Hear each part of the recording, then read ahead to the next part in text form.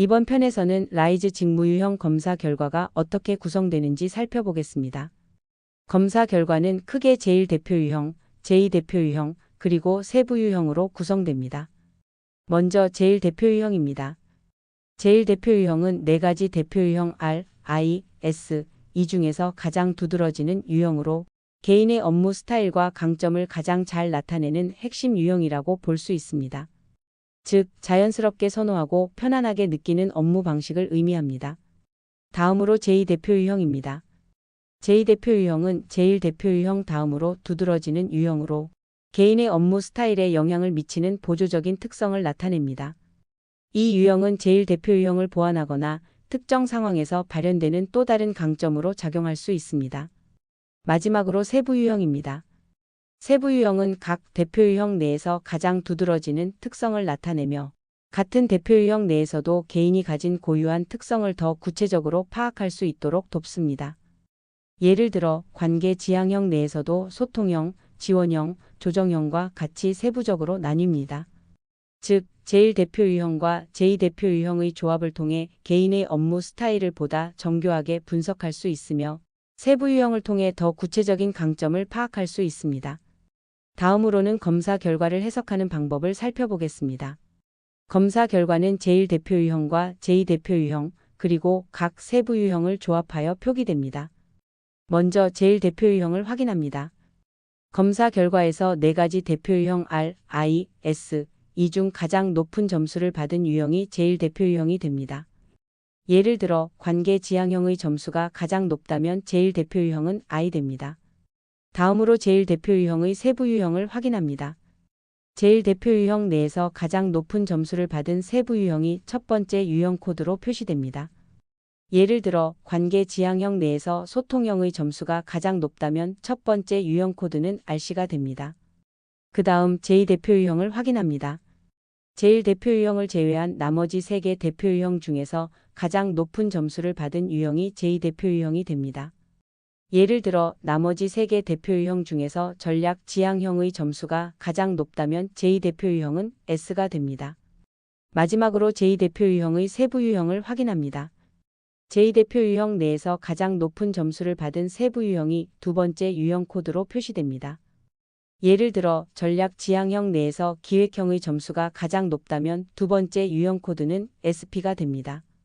이러한 방식으로 검사 결과는 2개의 대표 유형과 각 세부 유형을 조합하여 표기됩니다.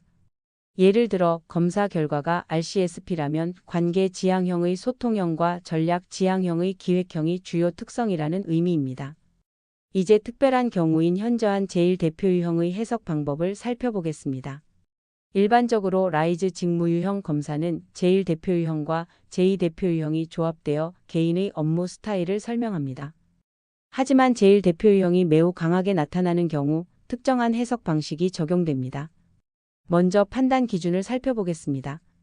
제1대표 유형 내에서 가장 두드러진 세부 유형과 그 다음으로 높은 세부 유형의 점수를 합산했을 때 제2대표 유형의 세부 유형 3개의 점수 합보다 클 경우 이 사람은 제1대표 유형이 매우 뚜렷하게 나타나는 경우로 간주됩니다. 이러한 경우 결과 표기 방식이 달라집니다.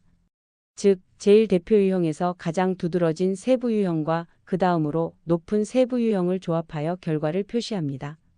예를 들어 관계 지향형에서 소통형과 지원형의 점수가 유독 높다면 RCRS라는 코드로 표기됩니다. 이런 결과가 의미하는 바는 무엇일까요? 이 사람은 제1대표 유형의 성향이 매우 강하게 나타나며 그 안에서도 2가지 세부 유형의 특성이 동시에 발현됨을 의미합니다. 예를 들어 RCRS 유형이라면 지원하는 협력적 소통가라는 의미로 해석될 수 있습니다. 즉, 이 유형의 사람들은 특정한 업무 스타일이 매우 뚜렷하게 나타나며 한 가지 대표 유형의 강한 전문성을 가진 경우가 많습니다. 이제 라이즈 유형 해석의 실제 예시를 살펴보겠습니다. 예제 유형은 RCSP입니다. 먼저 제1대표 유형은 관계 지향형입니다. 이 유형의 사람들은 팀워크와 협력을 중시하며 사람들과의 관계와 상호작용에서 강점을 보입니다. 제1대표 유형의 세부 유형은 소통형입니다. 즉, 정보를 명확하게 전달하고 다양한 문화와 배경을 이해하며 효과적인 커뮤니케이션 능력을 갖춘 유형입니다. 다음으로 제2대표 유형은 전략 지향형입니다. 이들은 체계적인 사고와 분석력을 바탕으로 목표 달성을 위한 논리적 접근을 선호합니다. 제2대표 유형의 세부 유형은 기획형입니다. 즉, 목표 달성을 위해 체계적인 전략을 개발하고 실행 가능한 계획을 수립하는 능력이 뛰어난 유형입니다. 이러한 요소를 종합하면 RCSP 유형은 기획력 있는 협력적 소통가로 정의할 수 있습니다.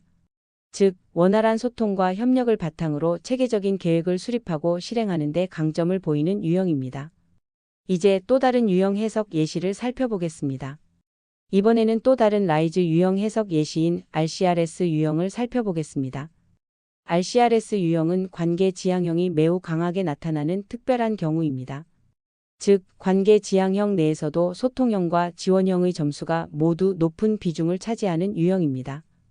이 유형은 지원하는 협력적 소통가로 정의할 수 있습니다. RCRS 유형의 사람들은 정보를 명확하게 전달하고 효과적으로 소통하는 능력이 뛰어납니다. 또한 팀원들에게 신뢰를 주고 지원하며 동기를 부여하는 역할을 수행할 수 있습니다. 이들의 가장 큰 강점은 다양한 이해관계자들과의 원활한 커뮤니케이션 능력과 구성원들의 필요와 감정에 민감하게 반응하여 적절한 지원을 제공하는 균형 잡힌 관계 지향성입니다. 즉, RCRS 유형은 소통과 협력을 중심으로 조직 내에서 강한 유대감을 형성하고 팀원들을 지원하며 조직의 원활한 운영을 돕는 역할을 합니다. 다음 편에서는 컨설턴트들이 라이즈 직무유형 검사를 어떻게 효과적으로 활용할 수 있는지 살펴보겠습니다.